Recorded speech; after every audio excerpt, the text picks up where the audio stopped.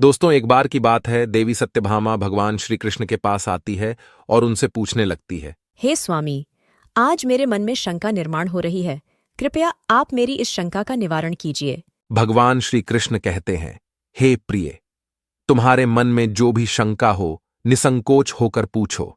तुम्हारी हर शंका का निवारण करना मेरा कर्तव्य है। तब देवी सत्यभामा बड़ी ही प्रसन्नता से पूछने लगती है। हे प्रभु, आपकी हम तीनों पत्नियां पहले आपको भोजन कराती है और फिर भोजन करती है, नित्य आपकी सेवा करती है, आपके चरण दबाती है। किंतु हे प्रभु, क्या पत्नी को पति के साथ अथवा पति से पहले भोजन करना चाहिए? क्या ऐसा करना उचित होता है? शास्त्र इस विषय में क्या कहते हैं? हे प्रभु, ऐसा वह कौन सा पाप है जिसे करने से स्त्री नरकगामी बन जाती है? कृपया आप मेरी इस शंका का समाधान कीजिए। भगवान श्री कृष्ण मुस्कुराते हुए कहते हैं, हे सत्यभामा, आज तुमने समस्त मानव जाति के कल्याण के उद्देश्य से बहुत ही महत्वपूर्ण प्रश्न किया है। हे देवी, तुमने जो प्रश्न किया है उसका समाधान देवी सुदेवा की कथा सुनने से प्राप्त हो जाएगा। देवी सत्यभामा कहती है, हे प्रभु, ये रानी सुदेवा कौन थी? उनका आचार विचार कैसा था? मेरे मन में उनके विषय में जानने की जिज्ञासा निर्माण हो रही है। श्री कृष्ण कहते हैं, हे सत्यभामा, तुम्हारे आग्रह पर आज मैं तुम्हें रानी सुदेवा की कथा सुनाता हूं। तुम्हारी सभी शंकाओं का समाधान इस प्राचीन कथा में ही है। इस कथा में तुम्हें तुम्हारे सभी प्रश्नों के उत्तर मिल जाएंगे। इसीलिए इस कथा को ध्यानपूर्वक सुनो। जो भी मनुष्य इस कथा को ध्यानपूर्वक सुनता है और इसका प्रचार करता है, वह सौभाग्यशाली बनता है। उसे कभी नरक की प्राप्ति नहीं होती है। फिर देवी सत्यभामा कहती है, हे स्वामी, मैं इस कथा को अवश्य ध्यानपूर्वक सुनूंगी। कृपया आप इस कथा को कहिए। भगवान श्री कृष्ण कहते हैं, हे सत्यभामा, फिर सुनो इस कथा को। प्राचीन काल में अयोध्यापुरी में महाराज इक्ष्वाकु राज्य करते थे। वे धर्म का पालन करने वाले, गुणवान, चरित्रवान और अत्यंत कुशल सम्राट थे। उनका विवाह काशी नरेश की पुत्री सुदेवा के साथ हुआ था।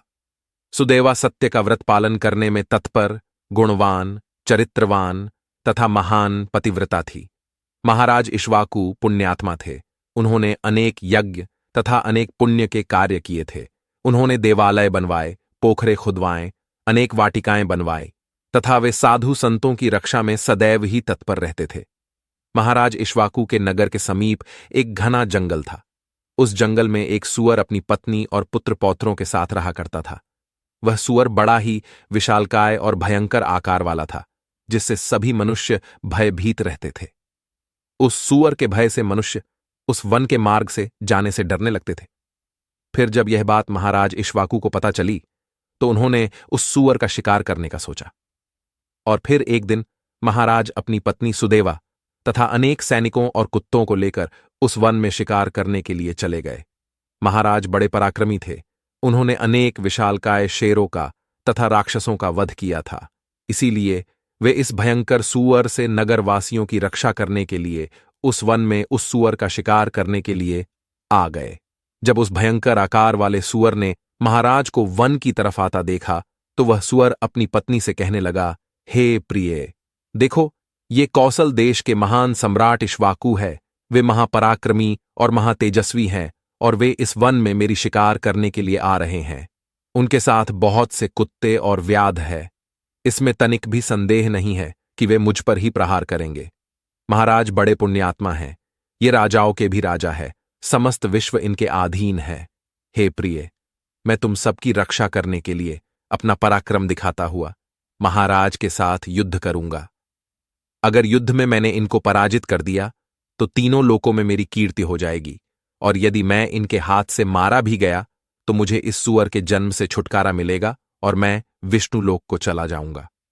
मेरे पिछले जन्म के पाप के कारण ही मुझे सूअर का जन्म प्राप्त हुआ है। हे प्रिय, तुम मेरा मोह छोड़कर हमारे पुत्र और पौत्रों को लेकर पर्वत की गुफा में चली जाओ। अब समय आ गया है कि मैं अपने पूर्व जन्मों के पापों से मुक्त हो जाऊं। जब महाराज के बाण मेरे शरीर को घायल कर देंगे, तो एक एक बाण से मेरे पूर्व जन्म के पाप नष्ट हो जाएंगे। फिर उस सूअर की पत्नी बोलने लगती है, हे नाथ, हमारे बच्चे आपके ही पराक्रम और साहस के कारण इस वन में निर्भय होकर विचरण करते हैं, कोमल कोमल फूलों का आहार ग्रहण करते हैं। आप ही के कारण इन्हें शेर, सियार आदि जंगली जानवरों का भय नहीं है, क्योंकि आप ही इनकी रक्षा करते हैं। आपके भीषण रूप को देखकर कोई भी शिकारी हमारी शिकार करने के लिए इस वन में नहीं आता है।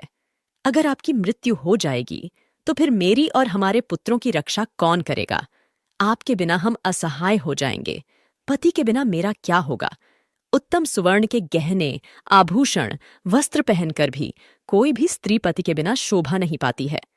पति से ही स्त्री को सौंदर्य और शोभा प्राप्त होती है। आपके बिना मेरा जीवन भी नष्ट हो जाएगा। हे नाथ, हे प्राणेश्वर, आपके बगैर मैं जीवित नहीं रह सकती।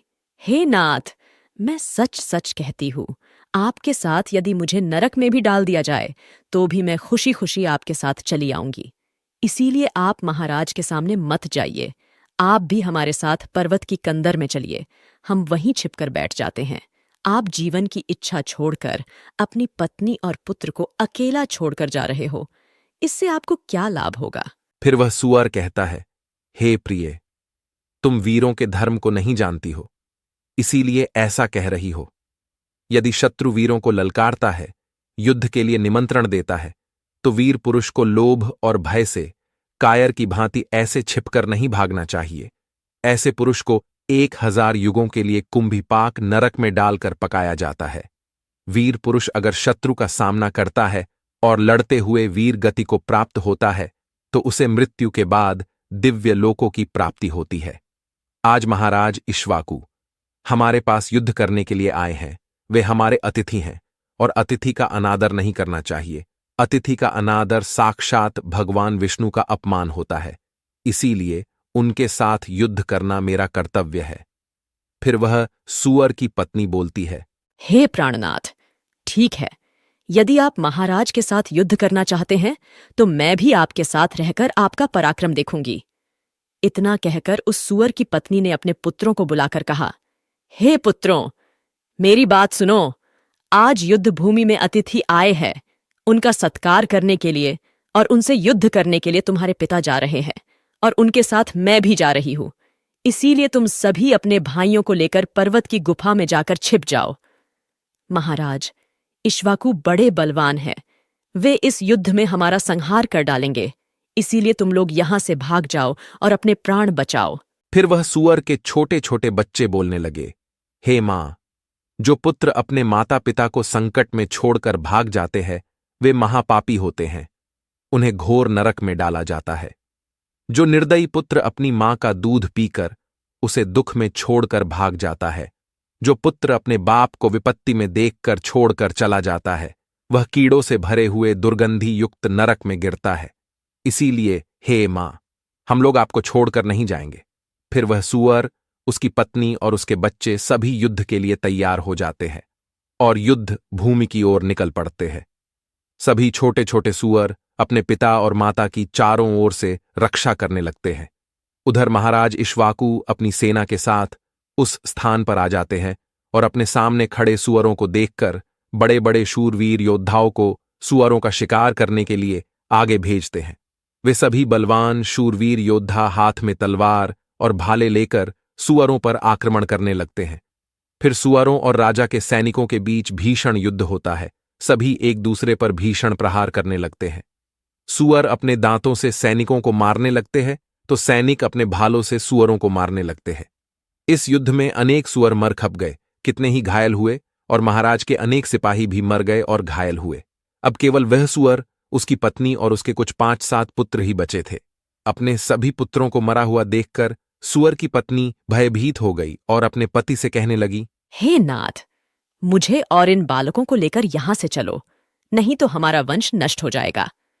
कृपया हम सभी अपने प्राण बचाकर भाग चलते हैं, नहीं तो महाराज हम सभी को मार डालेंगे। फिर सूअर कहने लगता है, हे प्रिय, 2 शेरों के बीच में एक सूअर पानी पी सकता है, लेकिन 2 सूअरों के बीच में एक शेर पानी नहीं पी सकता। सूअर जाति में ऐसा बल देखा जाता है, इसी कारण से सूअर से सभी भयभीत हो जाते हैं। अगर इस समय पर मैं मृत्यु के भय से भाग जाऊंगा तो मेरे सूअर जाति की प्रसिद्धि नष्ट हो जाएगी। इसीलिए हे प्रिय, तुम हमारे बच्चों को लेकर यहां से चली जाओ और सुखपूर्वक जीवन व्यतीत करो। इतना सुनकर सूअर की पत्नी बोली, हे नाथ, मैं आपसे बहुत प्रेम करती हूँ। आपने मेरा आदर सम्मान करके, रति क्रिया करके और मेरी रक्षा करके मेरे मन को जीत लिया है। आपसे मेरा मोह कभी नहीं छूटेगा। इसीलिए मैं अपने पुत्रों के साथ आपके सामने ही प्राण त्याग दूंगी, किंतु आपको अकेला छोड़कर नहीं जाऊंगी। फिर वह सूअर और उसकी पत्नी दोनों ही महाराज से युद्ध करने के लिए आगे आते हैं। वह सूअर भयंकर गर्जना करता हुआ महाराज को युद्ध के लिए ललकारता है। वह सूअर उसके सामने आए बड़े बड़े वीर योद्धाओं को अपने दांतों से तिनके की भांति उठाकर फेंकने लगता है। अपने सैनिकों को मरता हुआ देखकर महाराज को क्रोध आ जाता है और वे अपना धनुष्य निकालकर उस सूअर पर बड़े वेग से आक्रमण करते हैं। महाराज का एक बाण तीव्र गति से जाकर उस सूअर के शरीर में घुस जाता है और वह सूअर जमीन पर गिर जाता है। फिर महाराज उस पर प्रहार करते हैं और सूअर को मार डालते हैं। सूअर के मरते ही उसके प्राण निकलते हैं और विष्णु लोक को चले जाते हैं। फिर महाराज के सैनिक अपने हाथ में भाले लेकर उस सूअर की पत्नी को मारने के लिए उसकी ओर जाने लगते हैं। सूअर की पत्नी अपने बच्चों के सामने खड़ी हो जाती है और बच्चों से कहती है, बच्चों, मैं जब तक यहां पर खड़ी हूं, तुम यहां से भाग जाओ। सूअर का बड़ा बेटा बोलता है, हे माता, अपने प्राणों के भय से मैं आपको मरने के लिए छोड़कर कैसे भाग जाऊं? अगर मैं ऐसा करूं तो मुझ पर धिक्कार है। मैं युद्ध में शत्रु को परास्त करूंगा। तुम अपने पुत्रों को लेकर यहां से चली जाओ। फिर वह सूअर की पत्नी बोली, हे मेरे पुत्र, मैं महापापिनी तुझे अकेला छोड़कर कैसे चली जाऊं? इतने में ही राजा के सैनिक उन सूअरों के पास आते हैं और उन पर प्रहार करने लगते हैं। सूअर का बड़ा बेटा भयंकर युद्ध करता है और अनेक सैनिकों को मार गिराता है।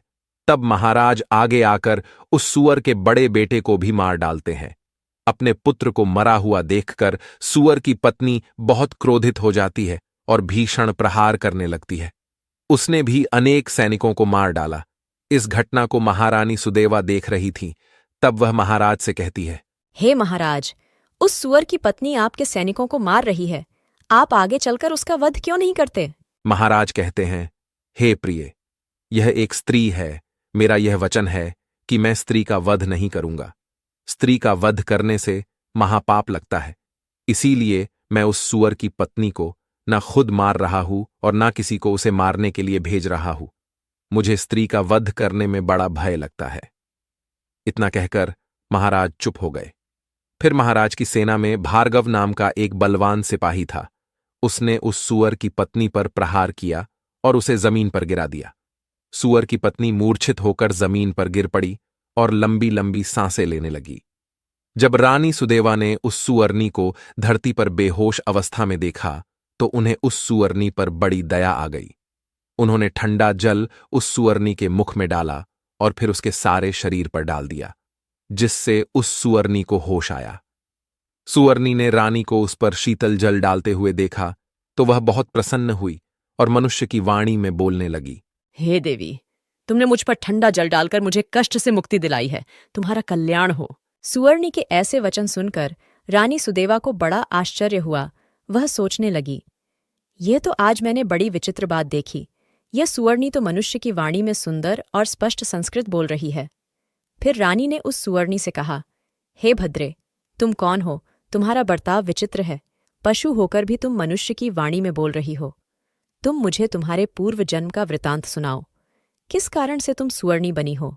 फिर वह सुअरनी कहने लगती है, हे देवी, मेरे पति ने पिछले जन्म में गुरुजनों का अपमान किया था। इसी कारण से उन्हें सूअर का जन्म प्राप्त हुआ है। अब मैं आपको मेरे पूर्व जन्म की कहानी बताती हूँ। हे देवी, कलिंग नाम के देश में श्रीपुर नाम का एक सुंदर नगर था। उस नगर में वसुदत्त नाम के विद्वान ब्राह्मण रहते थे। मैं उसी वसुदत्त ब्राह्मण की पुत्री थी। उन्होंने मेरा नाम सुकन्या रखा था। उस समय उस नगर में मेरे जितनी सुंदर स्त्री कोई और नहीं थी। अपने सौंदर्य और रूप के घमंड में मैं उन्मत्त हो गई थी। मेरी मुस्कान बड़ी मनोहर थी। जब मैं जवान हुई तो मेरा सुंदर रूप और जवानी देखकर मेरी माता को बड़ा भय लगने लगा। वो मेरे पिता से कहने लगी, हे नाथ, अपनी कन्या जवान हो चुकी है उसका विवाह क्यों नहीं कर देते? इसे शीघ्र ही किसी वर को सौंप दीजिए। फिर वह ब्राह्मण बोला, हे कल्याणी, मैं अपनी पुत्री का विवाह उसी पुरुष के साथ करूंगा जो विवाह के बाद मेरे ही घर में निवास करेगा। सुकन्या मुझे बड़ी प्रिय है, मैं इसे अपनी आंखों से दूर नहीं होने देना चाहता। फिर एक दिन शिव शर्मा नाम के जवान विद्वान ब्राह्मण मेरे द्वार पर आ गए। मेरे पिता उसके ज्ञान और कुशलता को देखकर बहुत प्रसन्न हुए और उसे मुझसे विवाह करने के लिए पूछ लिया। फिर मेरे पिता ने उस शिव शर्मा ब्राह्मण से मेरा विवाह कर दिया और वे हमारे साथ ही हमारे घर पर रहने लगे। परंतु मैं अपने माता पिता के लाड प्यार से बिगड़ चुकी थी, अपनी विवेक शक्ति खो चुकी थी। मैंने कभी अपने पति की सेवा नहीं की, कभी उनके चरण स्पर्श नहीं किए। मैं सदा उन्हें क्रूर दृष्टि से देखती थी, उनका अपमान करती थी, उन्हें नाम लेकर पुकारती थी, उनके भोजन से पहले भोजन कर लेती थी। मैं अपने पति से ही खुद को भोजन परोसवा लेती थी। मैं अपनी मर्जी से स्वच्छंद होकर यहाँ वहाँ घूमने लगती थी और बात बात पर अपने पति का अपमान करती थी। मैंने उनके साथ कभी सहवास भी नहीं किया, उन्हें मेरे शरीर को कभी हाथ भी लगाने नहीं दिया। शिव शर्मा बहुत ही शांत स्वभाव के थे। उन्होंने मुझे अनेक दिनों तक सहन किया और फिर एक दिन वे अत्यंत दुखी होकर मुझे छोड़कर चले गए। मेरे पति के जाते ही मेरे पिता बहुत दुखी होकर कहने लगे, हे प्रिय, सुनो, हमारे दामाद हमारी पुत्री को छोड़कर चले गए हैं। हमारी पुत्री ही पापचारिणी थी, दामाद तो विद्वान थे। मैं क्या जानता था कि हमारी पुत्री सुकन्या दुष्ट और कुलनाशिनी होगी। फिर मेरी माता बोली, हे नाथ, हमारी पुत्री आप ही के लाड प्यार से बिगड़ गई है। इसे सही राह पर लाने के लिए आपको ही कुछ करना होगा। पिता के घर में रहने वाली कन्या दुराचारी बन जाती है, इसीलिए कन्या को कभी घर में नहीं रखना चाहिए, उसे उसके पति के पास ही रखना चाहिए। हमारी कन्या बहुत दुष्ट और पापिनी है, आप इसका त्याग करके इसे इसके पति के पास भेज दीजिए। इस प्रकार से माता के वचन सुनकर मेरे पिता बहुत क्रोधित हुए और मुझे कहने लगे, हे दुष्टा, हमारे कुल में कलंक लगाने वाली दुराचारिणी, तेरे ही कारण शिव शर्मा हम सबको छोड़कर चले गए। इसीलिए तेरा पति जहां पर है तू वहीं पर चली जा, अथवा तुझे जो स्थान अच्छा लगे वहां पर चली जा। फिर मैं अपने घर को छोड़कर चली गई। बाहर जाने पर मुझे लोग कुलटा, पापिनी, दुराचारिणी कहकर संबोधन करने लगे। इसीलिए मैं अपने पति को ढूंढते हुए वन चली गई। फिर एक दिन वन में मैं एक कुटिया के सामने जाकर खड़ी हो गई और भिक्षा मांगने लगी। वहां पर उस कुटिया में रहने वाली मंगला नाम की स्त्री ने मुझे देखकर अपने पति से कहा, हे स्वामी, द्वार पर एक दुखिया, दुबली पतली स्त्री भिक्षा मांगने के लिए आई है। मंगला का पति शिव शर्मा ही था, जिन्होंने मेरा त्याग किया था। मुझे देखकर उन्होंने मुझे पहचान लिया और अपनी पत्नी से कहने लगे, हे प्रिय, ये मेरी पहली पत्नी सुकन्या है जो मुझे बहुत प्रिय थी। इसीलिए तुम इसका आदर सत्कार करो और इसे अपने घर में स्थान दो। फिर मंगला ने अपने पति की आज्ञा का पालन करते हुए मुझे घर के अंदर बुला लिया और मुझे पहनने के लिए वस्त्र दिए। फिर एक दिन मैं बैठकर मंगला के अच्छे स्वभाव का और मेरे दुष्ट स्वभाव का विचार करने लगी और मुझे बड़ा दुख होने लगा। अधिक चिंता करने के कारण मेरा हृदय फट गया और उसी क्षण मेरी मृत्यु हो गई। फिर यम के 2 दूत उस स्थान पर आ गए और मुझे उठाकर यमलोक ले गए। वहां पर यमराज ने मेरा लेखा जोखा देखा और यमदूतों से कहा, हे दूतों, इस पापिनी स्त्री ने अपने पति का बहुत अपमान किया है। ये पति से पहले ही भोजन कर लेती थी, अपने पति को नाम से बुलाती थी, उससे घर के काम करवाती थी। इसीलिए इस पापी स्त्री को ले जाकर नरक में डाल दो। फिर यमदूत मुझे नरक में ले गए और उन्होंने मुझे जलते हुए अंगारों में डाल दिया। लोहे के जलते हुए पुरुष बनाकर मुझे उन्हें आलिंगन दिलवाया। वहां नरक में मुझे अनेक वर्षों तक कष्ट भोगने पड़े। फिर नरक की सजा भुगतने के बाद यमराज ने मुझे सुअर्णी के जन्म में डाल दिया। सुअर्णी बोली, हे देवी, इस प्रकार से मैंने आपको मेरे पूर्व जन्म का वृतांत सुना दिया है। कृपया अब मुझे इस जीवन से मुक्ति दिला दो। आपने अपने पति की बहुत सेवा की है, इसीलिए मुझे आपका थोड़ा सा पुण्य प्रदान करो। फिर रानी सुदेवा महाराज से कहती है, हे स्वामी, अब मैं क्या करूं? आप जो आज्ञा देंगे मैं वही करूंगी। महाराज इक्ष्वाकु कहते हैं, हे प्रिय, ये बेचारी बहुत दुख उठा रही है, तुम अपने पुण्य से इसका उद्धार करो। महाराज की आज्ञा लेकर रानी सुदेवा ने सुअर्णी से कहा, हे देवी, मैं अपने 1 वर्ष का पुण्य तुम्हें प्रदान करती हूं। रानी के इतना कहते ही उस सुअर्णी के प्राण चले गए और उसके शरीर से एक दिव्य स्त्री प्रकट हुई, और फिर वह महारानी और महाराज को नमस्कार करके विष्णु लोक को जाने लगी। भगवान श्री कृष्ण कहते हैं, हे सत्यभामा, इस प्रकार से मैंने तुम्हें यह महान कथा सुनाई है। तुम्हें तुम्हारे सभी प्रश्नों के उत्तर भी मिल गए होंगे। देवी सत्यभामा कहती है, हे स्वामी, आपने आज मुझे बहुत ही पवित्र कथा सुनाई है और मेरी सभी शंकाओं का निवारण भी किया है। तो दोस्तों, उम्मीद है आपको भी ये कथा पसंद आई होगी। कथा कैसी लगी कमेंट करके जरूर बताएं।